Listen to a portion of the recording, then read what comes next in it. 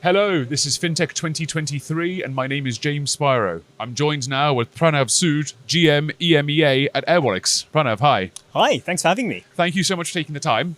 Talk to me about, first of all, welcome. By the way, I understand you're here from London, so welcome to Israel and welcome to FinTech 2023. Speak to me a bit about Airwallex, please, and what you folks do. Yeah, absolutely. So we are a payments and banking platform for global businesses.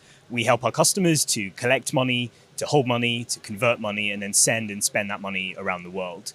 We do that both for businesses' own needs, but also so that they can build embedded finance products for their customers.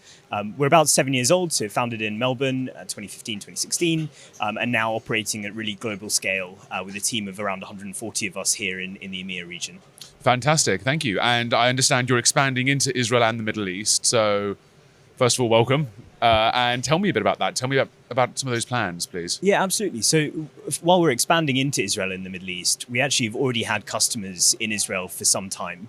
We're serving businesses like Papaya Global, OurCrowd, and actually many others, and helping them with their global money movement needs. So for me, it was actually quite a natural extension, having already had these kinds of customers and relationships, to invest more in building out our presence here in the region.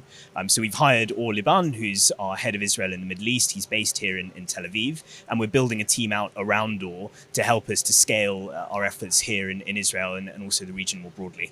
Okay, fantastic. Thank you. So can we talk a bit about some of the fintech trends that you're seeing generally? If we could take it to a bit more of a macro sense, how is it changing this year compared to maybe previous years? And what are some of the things you're looking ahead and predicting while you expand here? Yeah, look, it's a very different environment for fintechs operating in 2023 versus where we were in 2021 or even 2022.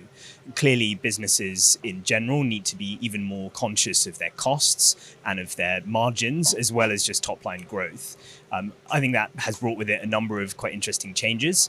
One is that people are looking for fintechs to be able to help them to drive, margin and kind of customer retention in a way that perhaps hasn't necessarily been true in the past. The second is people are looking increasingly to understand the differentiation that individual fintechs bring. I think the kind of age of just selecting one provider and then forgetting about it is probably gone. And I think lastly, the point around consolidation is becoming more and more significant. We are certainly seeing businesses waking up and saying, hey, I'm using 4, 5, 6 providers. Why do I need to use every single one of those? Why can't I consolidate my operations with a single provider? Make it easier for everyone. Well, exactly. Make it easier, reduce the operating cost, and hopefully also realize some efficiencies in the way that money moves around the world as well. All right. Well, that sounds fantastic. Thank you so much for coming here. I understand you come here every 2 months or so, right? Yeah, it's a constant battle for me because every time I come here, I seem to put on about 2 kilos in 3 or 4 days of eating fantastic Israeli food and eating rugelach. So my wife doesn't like me to come too often, but it's an opportunity to come here and do great business. Well, you've come in the middle of summer, so you're probably not eating too much because it is very uncomfortable. Take it from me in the long sleeve shirt.